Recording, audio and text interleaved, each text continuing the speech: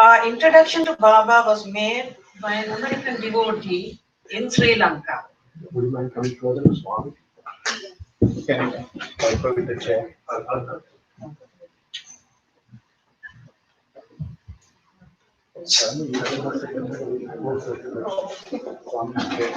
This is okay. Okay. Is the range okay?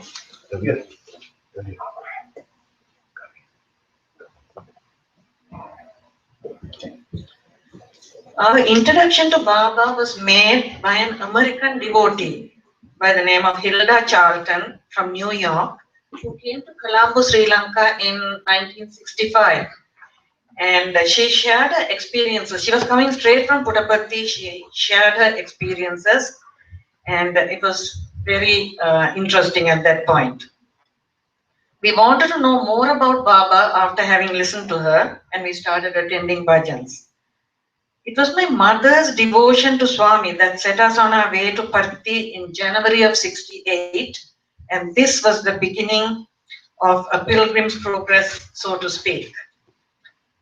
We started our trip from Madras on that January day at 7 a.m. and we traveled all day by trains and buses and arrived in Patti around 11 in the night. And we were very, very tired. And Patti was a very rustic village at that time with very little modern amenities. I was very young. I was just out of college. And had I known what difficult conditions we had to face daily, I may not have gone on that trip. What made the trip so special and wonderful was Swami's love and attention showered on us daily, and his special discourses and bhajans in his very mellifluous voice. The day after we arrived, it was a Thursday and Vaikunta Ekadasi, and we were given Amrit by Baba himself, dipping a tiny spoon in a small silver vessel. This was a vessel where the Amrit was never ending. As he never dipped a spoon below the rim, almost 200 devotees were given Amrit by Baba.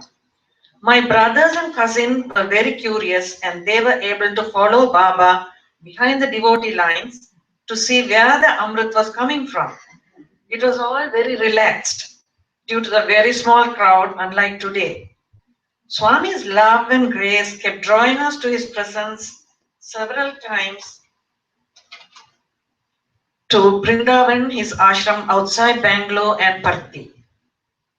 In one of our interviews in Brindavan, it happened to be my mother's birthday, and Baba gave us all Mysore Pak, an Indian sweet. He materialized it from his palm, and each of us got a handful. It was very warm, like it had just been cooked. And my mother got an extra share, and she was the birthday girl. The trips in the early days were physically extremely challenging, but spiritually very, very satisfying. I would like to share an experience of a Guru Poornima celebration in Baba's presence I was lucky enough to be in. In 1994, Guru Poornima was celebrated in Brindavan as Sai Kulwant Hall was under construction in Parthi. We lined up at 2 in the morning for Baba's darshan at 8 in the morning, and all the long hours of patiently waiting were rewarded by Baba coming and standing next to me with a smile and his palm raised in blessing. I would like to share a brief part of the message given by Baba. Gu means darkness, Ru means one who dispels darkness. The preceptor who dispels the darkness of ignorance from the mind. Hence, you should fill your minds with love that will be resulting in total devotion. As the years went by and the crowd started increasing, the accommodation in the ashrams became more comfortable for the devotees. But interviews became less and less, and Baba started becoming a little orange dot in the distance with very little interaction with us. It was a challenge to be happy without the personal attention I had got so used to.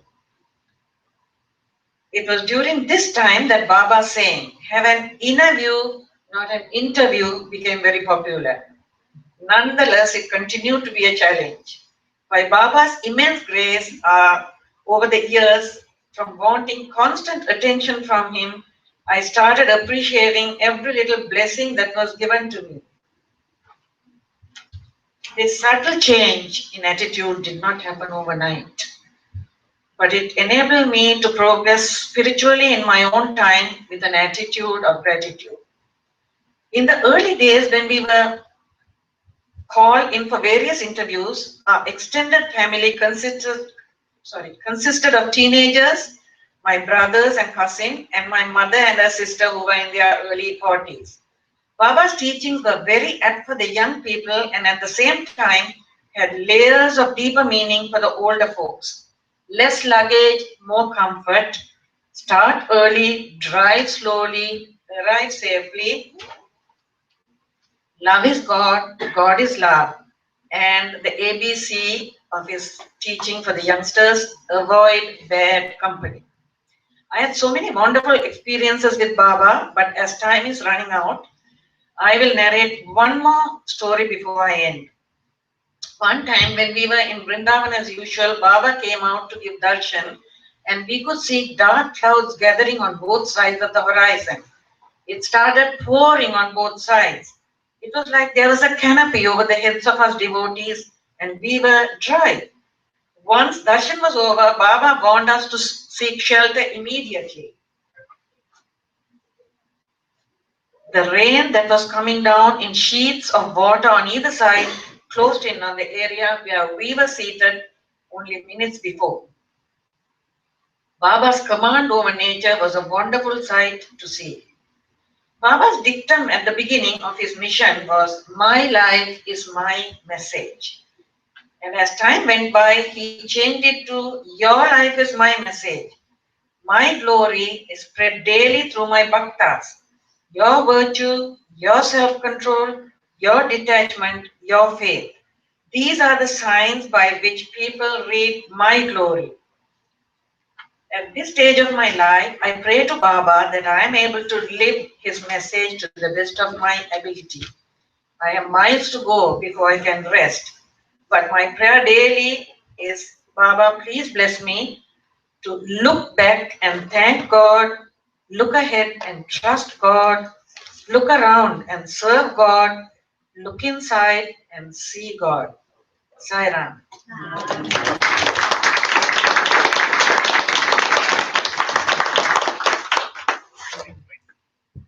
Sai Ram. Sairam.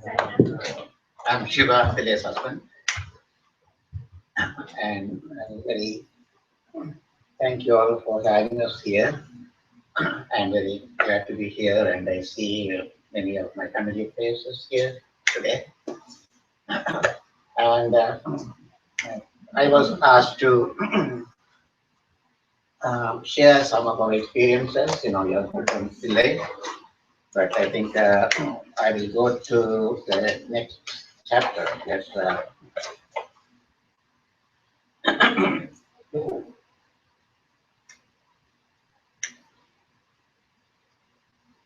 Okay.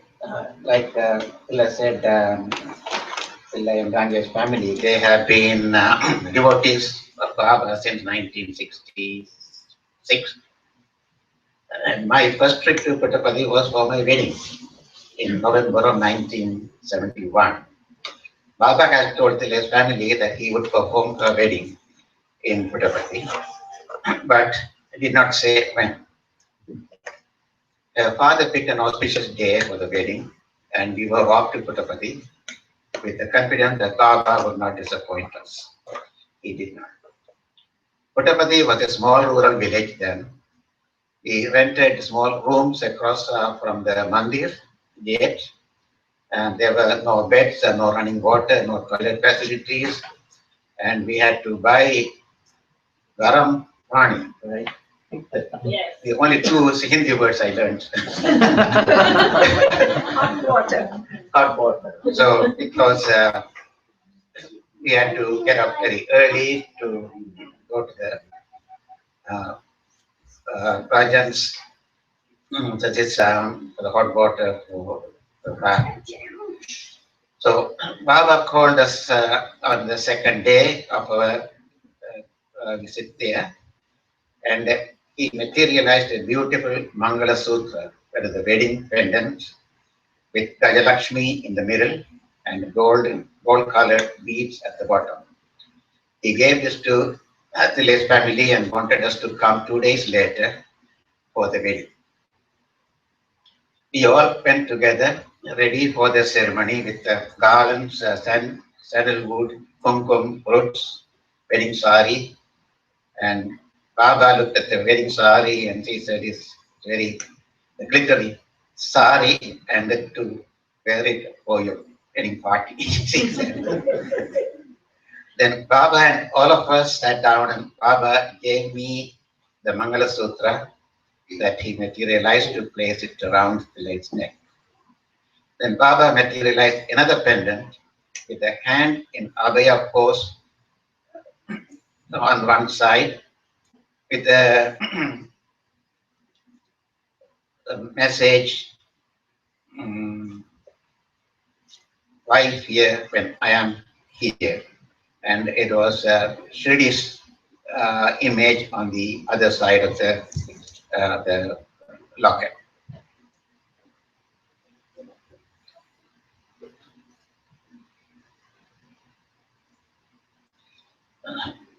So Baba attached it to the gold chain that Thillai brought, and so Baba gave that to me and asked me to put that around the lady's neck also. Baba held his hands above our heads and chanted mantras and blessed us with sacred rice that was materialized, dropping from his hands over our head. Afterwards, Baba led the two of us and our family Gange. Baba also gave Thillai a silk sari and a silk dhoti and a shawl to me. Finally, Swami said that we will have a son and to bring him for his blessings. And we did have a son, and he was blessed by Baba when he was a baby. And Baba also gave a locket for our son. Now I'll tell you what Baba told us about marriage. You were separate beings until now. From this day onwards, you function as one. Wife forms the left half of the body. Now remember, the left half is controlled by the right side of the brain. And the husband, the right half. Both of you have to make adjustments to suit each other. You should not reveal to others any troubles or problems you might have had.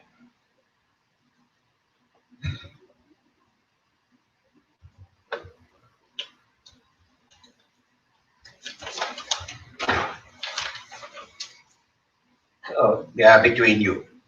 If you tell the outside world, you lose respect. Settle your problems amicably between yourselves. Then life becomes sorghum, heaven. The wife must help the husband in all his activities. You must do the cooking and household chores, etc., instead of engaging servant, cook, driver, and keep yourself occupied always. So that was just before we came to USA. So we had no choice but to follow his recommendations. Until our wedding and Baba's influence on me, I followed our Hindu religion. It was more or less like a ritualistic, reciting hymns, going to the temples, using our, especially during the festival time, and applying vibhuti every day, and so on. The religion was a subject in our school curriculum, and I studied to pass the exam rather than to practice in my daily life. I did not learn about the human values, love, peace, righteousness, selflessness, service, etc. Baba said to regard work as worship, service to the society as service to God. The lessons from Baba's motivated me to volunteer at America's free clinic in Danbury on Saturdays for the past 20 or more years. And I found that very rewarding. And now, Gange, his brother, will take over.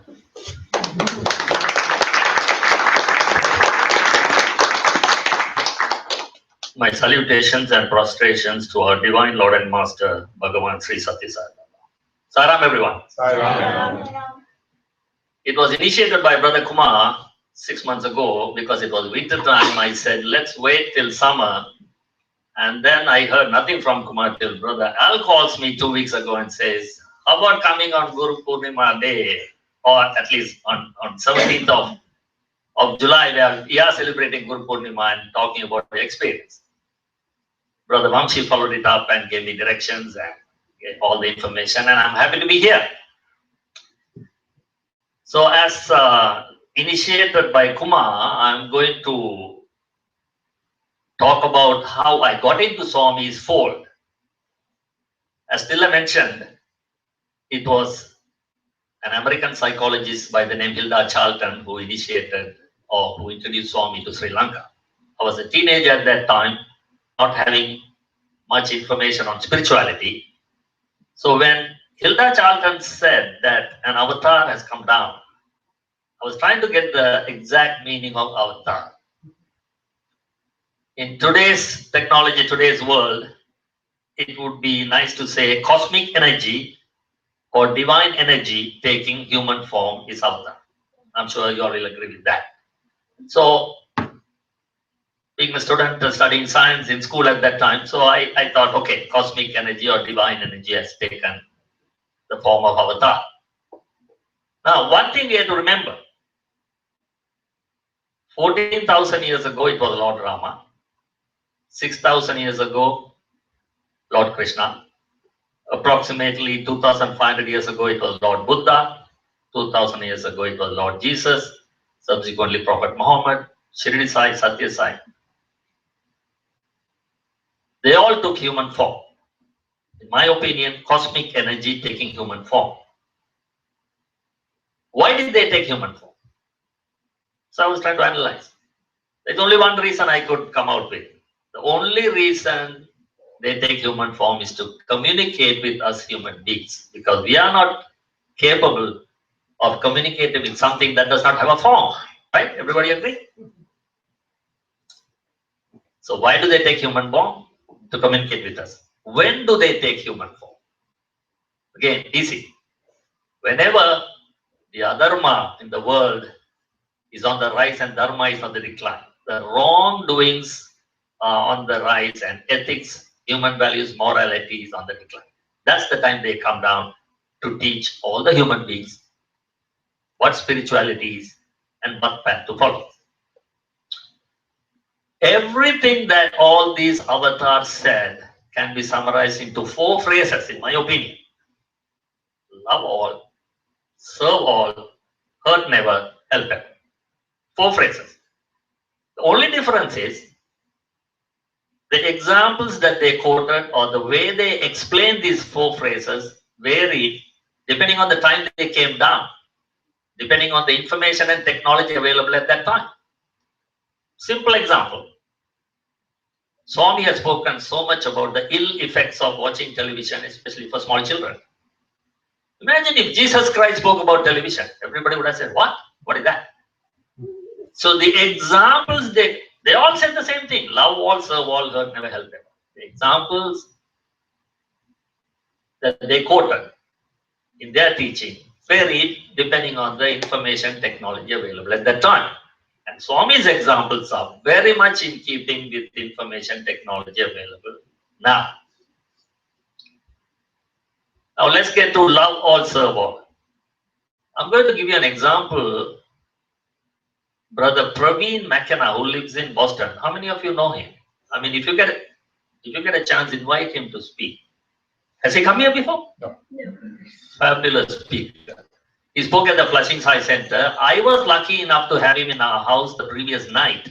And he told me certain things that he did not mention in his talk, although I told him these are the things you should be saying. But I had his permission to share one of his mind-boggling experience he had last year. He works for a company, and the sister company in India sent some delegates to participate in a huge conference in Boston. He meets them at the airport, and he drives them to the conference. And he tells me, Gange, I have driven on that highway 100 times.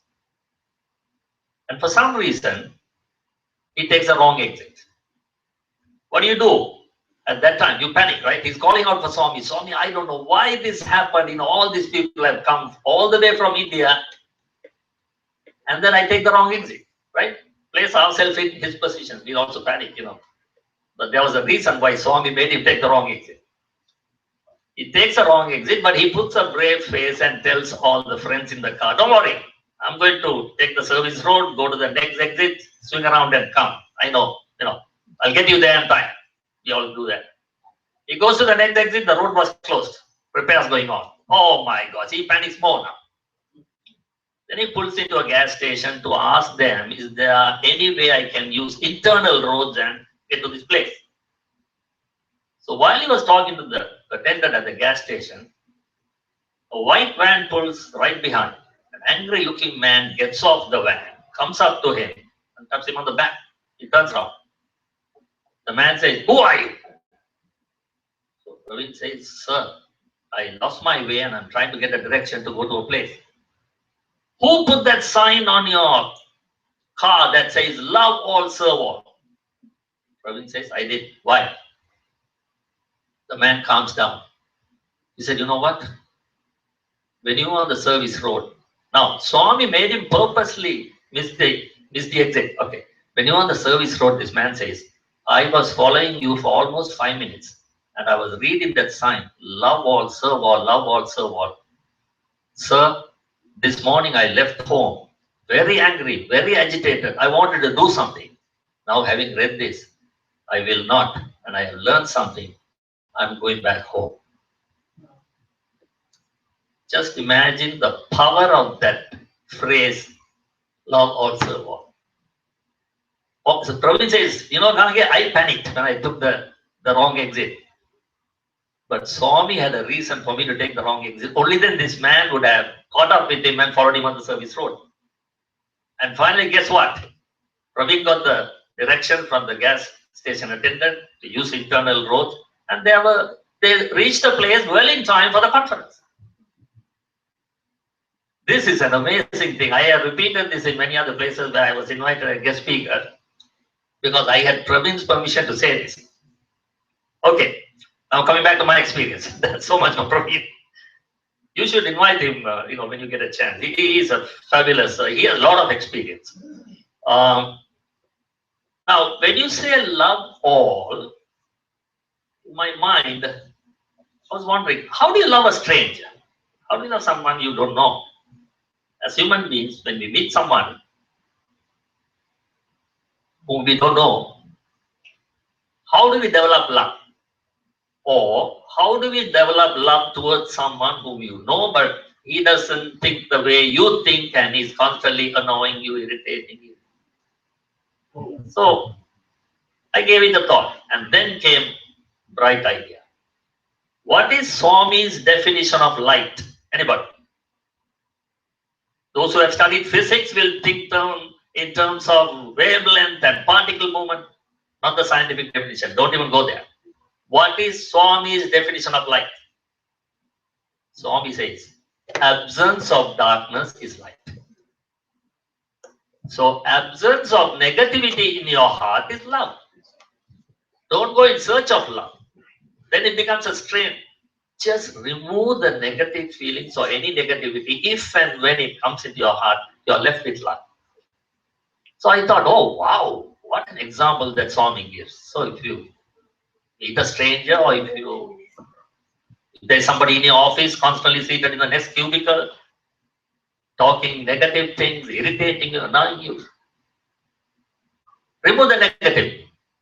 Don't think anything negative about that person. Remove the darkness, you are left with light. Remove the negativity, you are left with light, love. How beautifully Swami explains. There's another thing that I thought of. Tell me whether you agree. If you cannot love somebody genuinely, pretend to love that person. Keep pretending for some time. If you genuinely pretend, with the first three letters PRE will drop off and you will tend to love that person. Keep going, don't stop.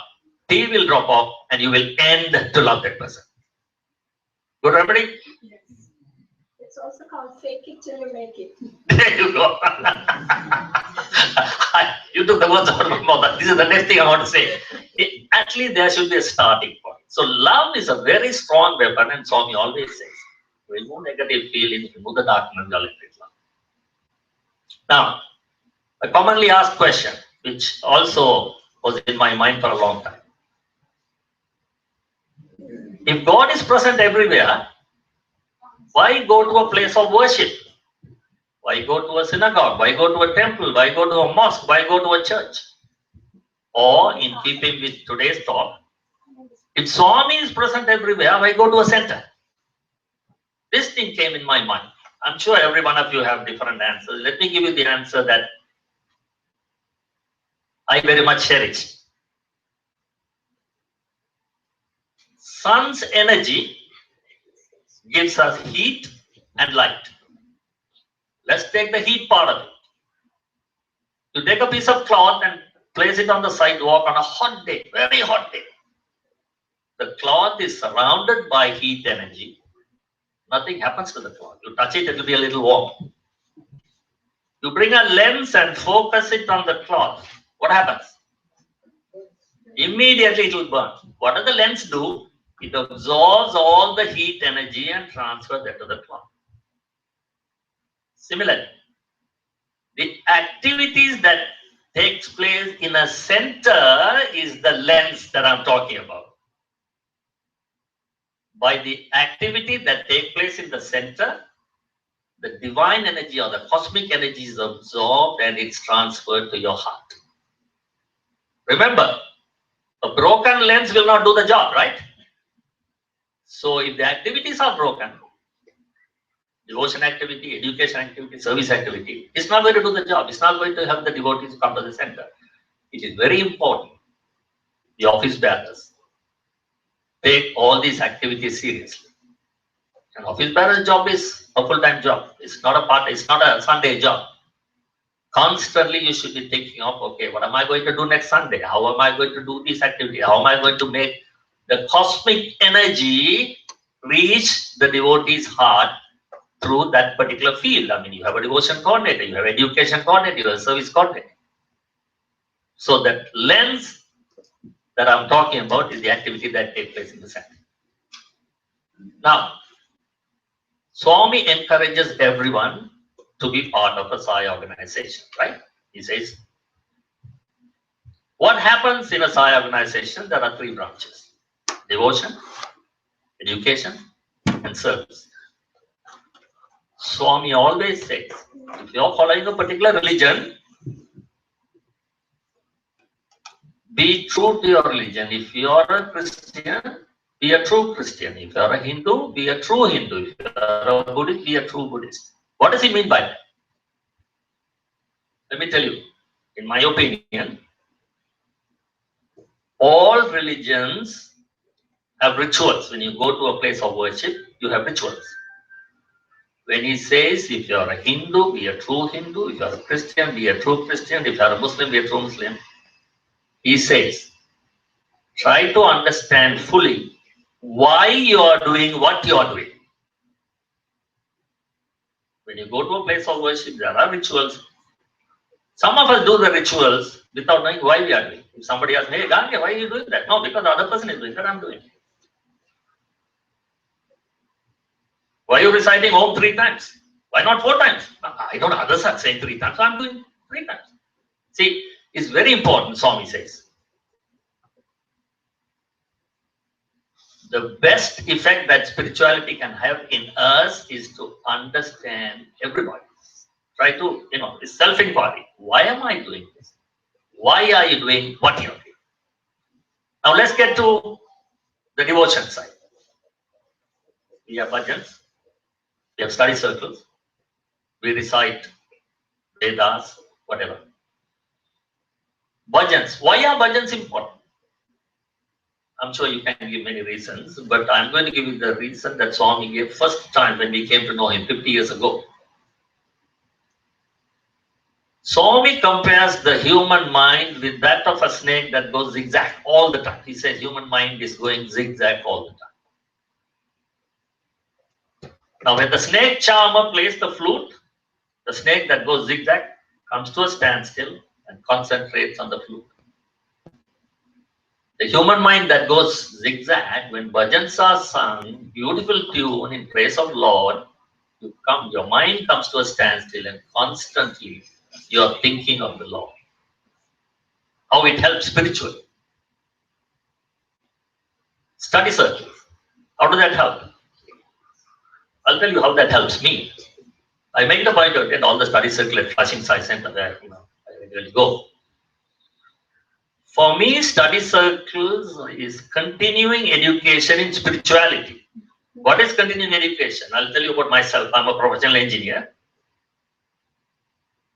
Every year, to keep my engineering license intact, for the license to be effective or not to lose my license, I'm required to attend certain seminars, certain courses, which give so many points. At the end of the year, all those points, I forward it to the education department in Albany. What do they teach in these seminars or these courses that I attend? They are not telling me anything new, everything that I have learned in the university. But everything is not in my mind. Most of them are in the back burner. Based on what I do at that time, I am not practicing everything that I learned in engineering. If I work for a company, I'm practicing what is required by that company, right? Similarly, if I tell you I was in Puttaparthi 15 years ago and Swami delivered a beautiful talk, what good is that when I don't remember what happened last year? How do I remember what happened 15 years ago? So by constantly attending study circle, where you all know the format, we take a quotation of Swami and go through it in detail, and everyone expresses their opinion. To not only learn from the others, things that are in the back burner in spirituality comes to your mind. Study circles serve as continuing education for me. Reciting Vedas or reciting mantras. Now, every religion, in the temple, in the mosque, in the Buddhist temple, in synagogue, everywhere, they recite, various things. Swami says these recitals produce tremendous amount of spiritual vibrations. My analysis. Tell me whether you agree with me. Suppose you recite Vedas. I make mistake pronouncing them, so I prefer to listen. So my analysis is you close your eyes and listen to recital, whether it's Vedas or anything in the Christian religion, anything in the Buddhist religion, synagogue, anywhere. You just listen. It produces spiritual vibration to the extent of passing a test 3rd class. But if you recite with the proper pronunciation, you're passing the test 2nd class. If you recite with the proper pronunciation, fully understanding the meaning, you're passing with 1st class. So we are all at different levels, but one thing certain, Swami himself said that it produces so much spiritual vibration, singing bhajans, reciting Vedas and things like that. Now, what do we do? This is so much for devotion. What do we do in service? Service activities. Swami has defined service differently than how it's done in other. Many organizations do service, brothers and sisters. Some of the organizations, if they do service that's worth $10, they would spend $100 to advertise it. Some of the organization at the end of the year, in the annual general meeting, will call you by name and say, brother so-and-so stand up, sister so-and-so stand up.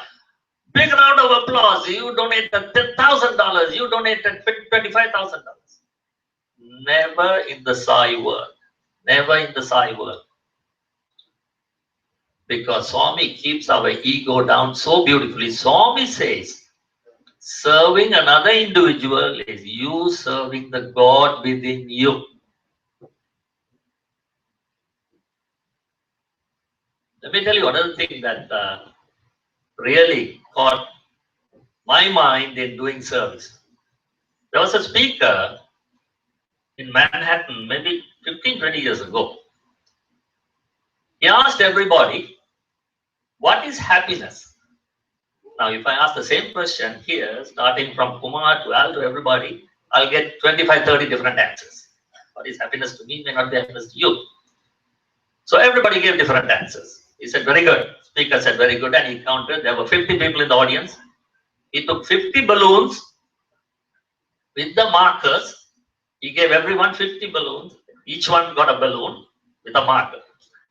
He said, using the marker, write your name on the balloon that you're holding. Using the marker, write your name on the balloon you're holding. So on my balloon, I will write Gange. He will write Siva, Kumar, Al. So we all diligently did that. Then he said, the balloon with your name in your hand is your happiness. Now, happiness doesn't last long. It comes and goes. So he asked some of the volunteers to collect all the balloons and throw it in the room, next room. And he said, temporarily the happiness has left you. Go find your happiness. Everybody go into the room and find the happiness. What am I doing? I'm going there to find where's the balloon that says Gange. Pick the first one that says Kumar, I throw it. Pick the next one that says Al, I throw it. Where is the balloon with Gange? 5 minutes, 10 minutes, 15 minutes, half an hour passed. Nobody could find the balloon with their name. Nobody could find their happiness. Balloons are floating around. He said, the speaker said, stop. This is exactly what we are doing in today's world. To find our own happiness, we are pushing, shoving, stepping on others, and we still can't find it. Let's do something differently. Nobody understood. You pick any balloon, call that name and go and give to that person. You pick any balloon, call the name and give to that person. Within 5 minutes, everybody was holding onto the balloon with their name. He said, whenever you help others find their happiness, your happiness would come to you faster. Everyone agrees?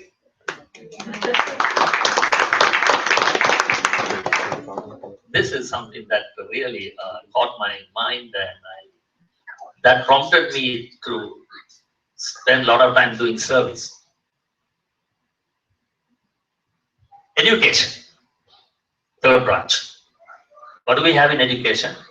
Age-related syllabus is covered for children. Basically, it's love all, serve all, right?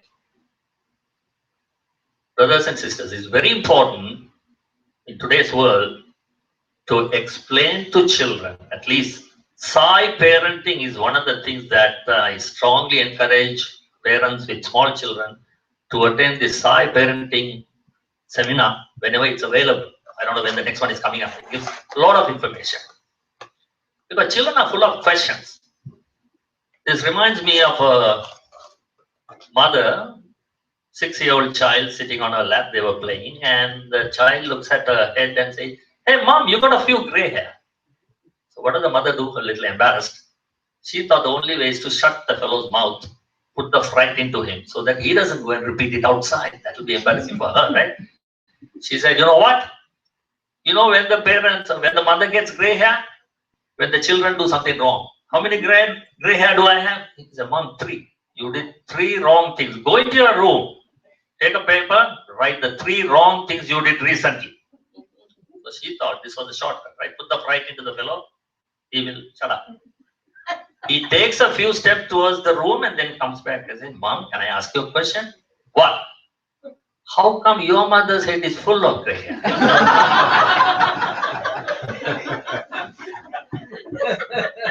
The reason I touched on Sai parenting is, brothers and sisters, this is very important. And then I'm going to directly tell you jokes in Sai parenting, but they're going to teach you a lot of important information. Another thing that's important is very important for the father and the mother to say the same thing to the child. You should not say different things and confuse the child. A 6-year-old boy asked the father, Daddy, where do human beings come from? Father said, Darwin's theory of evolution says we came from the monkeys. I said, what? Now, we don't talk about Darwin's theory of evolution with a 6-year-old. You're too small. When you grow up, they will teach you the Darwin theory of evolution. Boy, thoroughly confused, goes to the mother. Mom, where do human beings come from? The mother lost her patience. How many times do I tell you? Last week we were in the church and the pastor also said, we all came from Adam and Eve. What's wrong with you? Mom, don't yell at me. That's not what Daddy said. What did Daddy say? Daddy said, we all came from the monkeys. Yeah, his side of the family.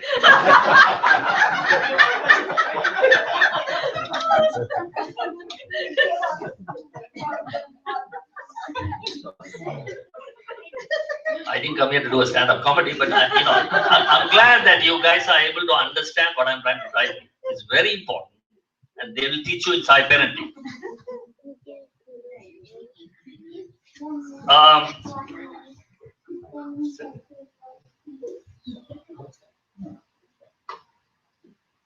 15 more minutes? I think 1 5 minutes? Yeah, 5 minutes and 5 minutes. Yeah, okay. One of the things, let me get to the interview. One of the things that Siva was explaining about this wedding, the pendant that Swami metallized for Thillai, the Mangala Sutra, I don't know whether he gave the description of that. It was almost as big as Swami's palm. It was a round pendant in a lotus flower.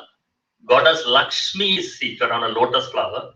2 elephants with their trunk raised on either side with beads hanging down. Am I saying that correctly? Beautiful. Now let me get into our first interview that we had January 13th, 1968.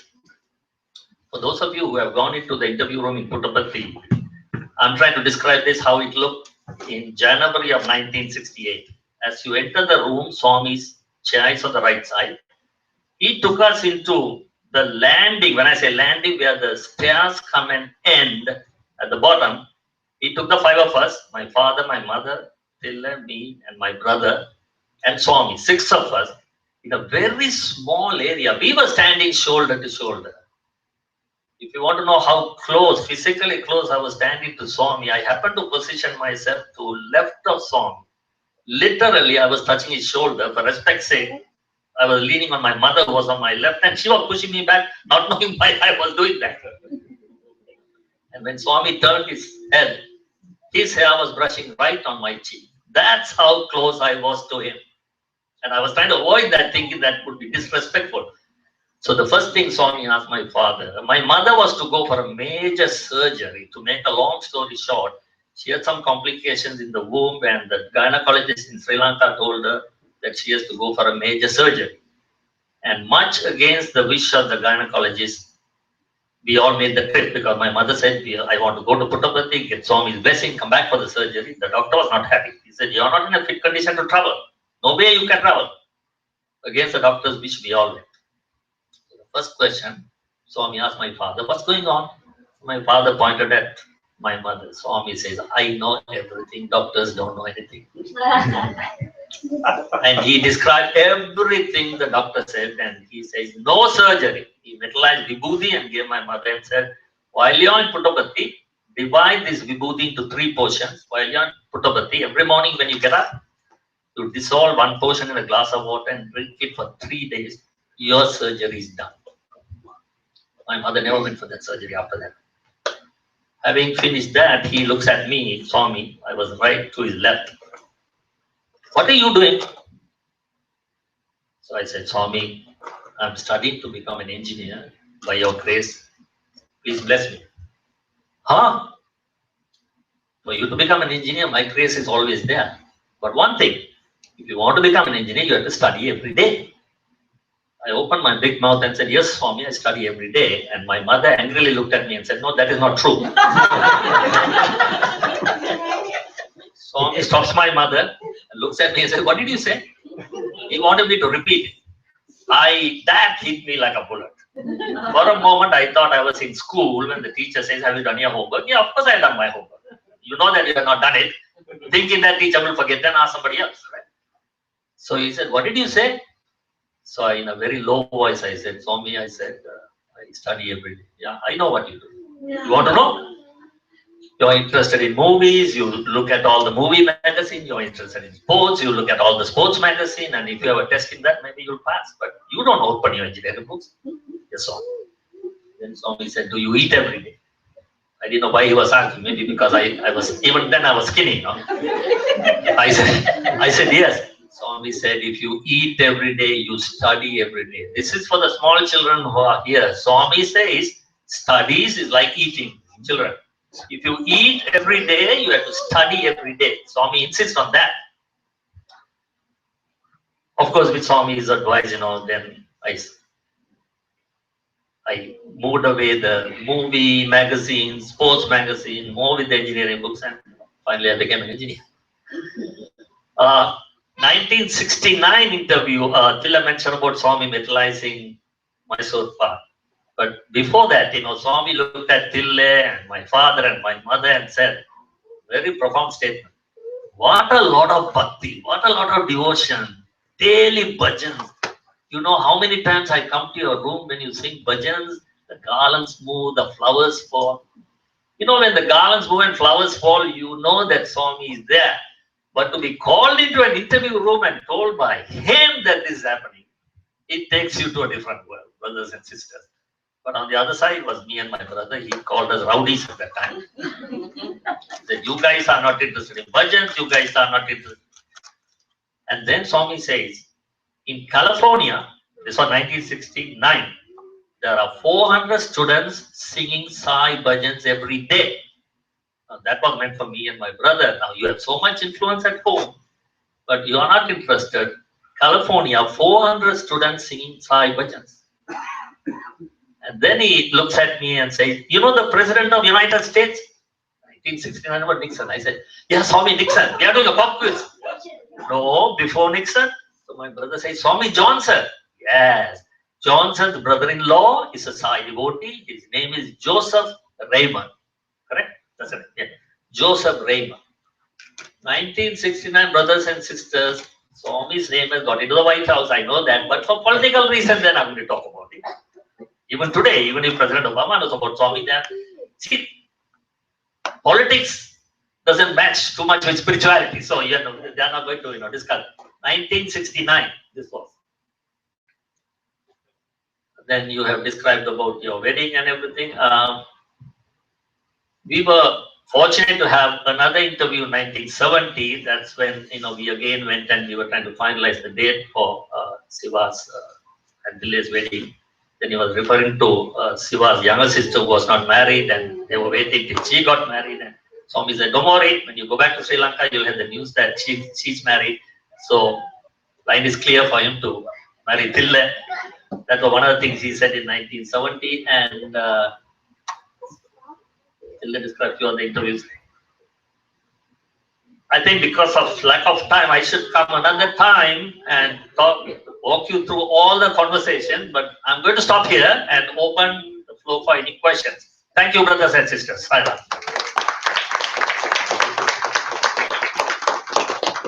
Question? No questions? So I have a question. Yes, sir. You said you were a science student. So when did your transformation happen? When did you finally? It was over a period of time. That's a good question. Scientifically, I was able to understand Swami better. I mean, again, the definition of God, at that time, I didn't have a proper definition of God. If you ask Swami, he says, worship is God, work is God, your duty is God. And another thing that Swami says, he wants everyone to be God loving and not God fearing. He says, you don't fear God. You should be God loving. So especially for children. So God loving would be a better term than God fearing. So my transformation, over a period of time and meeting Swami, Swami took every major decision in my life, including me becoming an engineer, and then I want to go abroad and study. 1970, I want to transfer my credits and go to England and study, and we have applied to a place there. The 70 interview Swami said, no, you finish your education in Sri Lanka and then, okay, that's it. and then I want to go abroad and work. That saw me okay. After I got married, my first interview 1982, he said, yes, we will go abroad and work, and I got a job 1983 in Malaysia. Every step of the way, his interview, personal interview to me, made me take that decision. I don't know whether I answered the question properly. No, you did not. No, the transformation doesn't take overnight. I mean, it goes over a period of time. So the transformation is the day you realize, oh yeah. See, you were being forced by your parents to go there and sit there. The day you realize that I want to go, the day you said, okay. With the first interview itself, the transformation started, and I wanted to go because of the things that he said, and because he put me in the right track to spend too much time reading movie books and sports books. We concentrated on the studies. He cured my mother. With that, the urge to see Swami, to go to Puttaparthi came. But what extent I had spiritual maturity as a teenager in my late teens, it took time. It took time, and we have accepted Swami as an avatar. As I told you, it's cosmic energy, divine energy in human form. The term God is a little controversial. You want to hear one more? In a school cafeteria, children have lined up to pick up. So there was a box of cookies, and there was a sign. One cookie per child, God is watching, to put the fear into the children, right? So everybody took one and they started walking. They came to the end of the line. Box of apples, no sign. One wise student put a sign there. Take any number of apples because God is watching the cookies. This is where you have to be careful. Definition of God. Even today, I don't have a definition of God. But all what I do is Swami's teaching. Love all, serve all, remove negativity from your heart. Automatically love comes in. Remove darkness from your heart, automatically light comes in. So I don't have to go in search of light or go in search of love. Remove something for the other to enter. So that makes it easy for me to get rid of something than to go and get something for anybody, which is easy. If you have something in your hand, it's easy for you to drop it than to go in search of the same thing. That takes a longer time, right? Maybe I answered this time correctly. Yeah, go ahead. So I think you had a lot of personal interactions in the beginning, right? Mm-hmm. And then as the crowd became bigger, then you wouldn't have the personal interactions. And again, Swami has left the body now, and there are a lot of young families over here who wouldn't have the personal interaction. So how would one get that guidance from Swami now that he's not available in the physical form? How should one approach that? Who do you want? Any one of you can answer that. All three of you.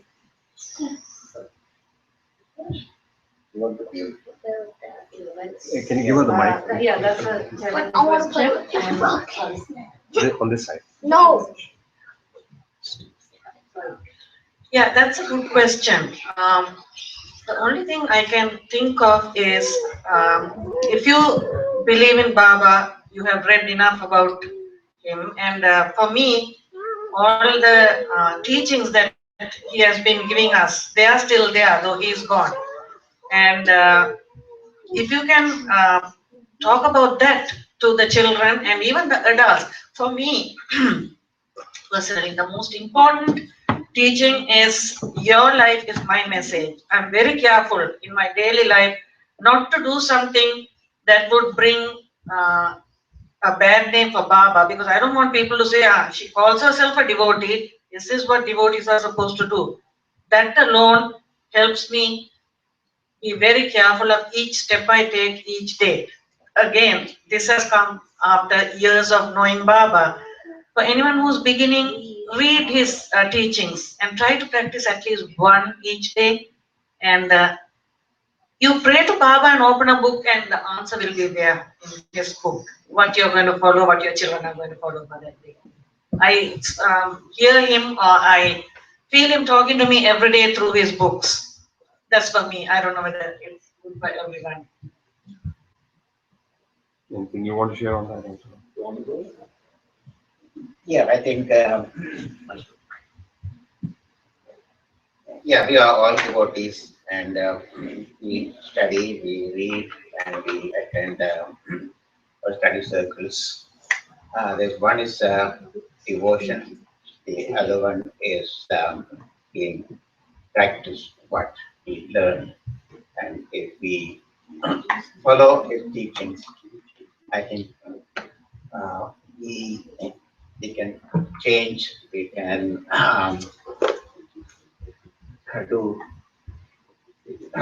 do all the service, and it gives us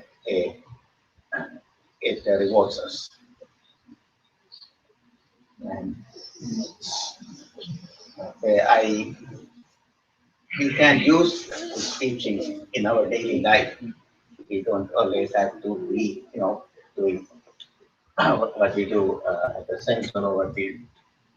Yeah, it is important for us to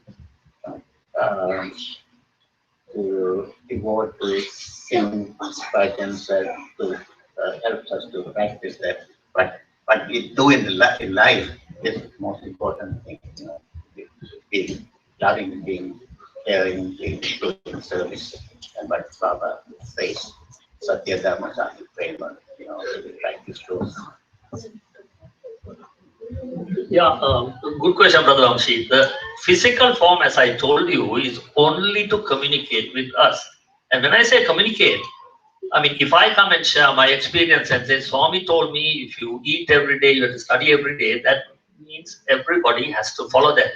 Swami cannot call 100 people and say the same thing. Doesn't make sense. If he tells one person, it's good enough for him to share with the others. Apart from the talks that he gives, which is open to everybody, talking to people who have had these interviews, having an interview with Swami or getting physically close to him is not a qualification at all. For Swami, for an avatar, everybody is equal. But if somebody happens to be there physically, talking to Swami, and if a message is given and if you share with others, that is as good as, Swami, giving the message to everybody. Yes? On that point, all these messages were earlier given by earlier prophets, as you mentioned, Krishna, Rama. Yeah, yes. So why are avatars physically needed after a few years? Why Sai Avatar is what? Why is this needed in this generation if the physical form is not really needed? When you say physical form, is all the avatars who came down, they left their physical form. But Swami clearly says, and all the avatars also said, the miracles they do, curing somebody, producing something, is like their calling card, just to attract the devotee towards them. It is their teachings, for you to understand the teaching and how much of teaching that we are putting into practice. So the physical form cannot be there all the time. Now my parents taught me my values. Their physical form is not there, they are both gone. But I have to understand and continue to practice. I understand. I'm really trying to relate the question Vamshi has put, and my question is to understand. Vamshi's question is, how do we get the guidance in the absence of Sai, in the physical absence of Sai? Of course, by reading his teachings, absolutely understanding his teachings and try to follow his teaching. When you not only understanding, put it to practice. So that's how you get the guidance. Swami said, take one of my teachings and put it to practice. I think on that point, I would say what he's asking is, the teachings were already available from Rama and Krishna. Why did Sai have to come again in physical form? This is exactly what I said. The examples that they quoted was very much in keeping with the technology and information available at that time. So if you read the Ramayana or Bhagavad Gita, those examples are very much in keeping with the love all, serve all, hurt never, help never. But Swami's examples is very much in keeping, the way he explains, the way he presents his teaching, very much in keeping with today's technology, today's information. This is exactly what I told you. If Jesus Christ spoke about the ill effects of watching television, everybody, what is television? But Swami speaks about how true that is. He says for small children, watching television is bad. So the examples that they quote. I would add just one thing to that. I mean, from our personal thing, why we come is because he can also inspire. The physical presence is inspiring also. Absolutely. Let me tell you, what your father taught you is what your great-great-great-grandfather. It comes down, but are you looking for what your great-grandfather told your grandfather, but your grandfather told your father? No, you're just what you're in touch with, Yes. what you're in contact with sits better in your head. Yeah, it's the same thing. Same thing. Thank you. Thank you so very, very, very much. Ramesh, you want to say something? Yeah, I want to Ramesh. Elaborate, Vamshi. Yeah, Uncle Ramesh, I just thought of. Lord Krishna Gita said, right? You all know that. He said, whenever there is decline of righteousness and unrighteousness are striving, I will manifest myself in different forms to guide the mankind. So avatars come, we have learned a lot of things, we have a lot of scriptures, Puranas, the Shastras, are all telling us these good teachings, but they fade away. In the materialistic world, we tend to digress ourselves from what ancient things have said. The values are there. We just get material, got so much involved, we forget what's out there. So we need that God from communicate with us, so we can start practicing. Swami didn't say anything new. He just revived and made whatever was complicated into simple sentences. He didn't teach us Bhagavad Gita word to word, but he said, love all, serve all, help ever, hurt never. If you can't oblige, you can speak obligingly. So those are profound statements, but he condensed them in simple things that we can understand and start participating. Thank you very much. Thank you. A big round of applause for brother.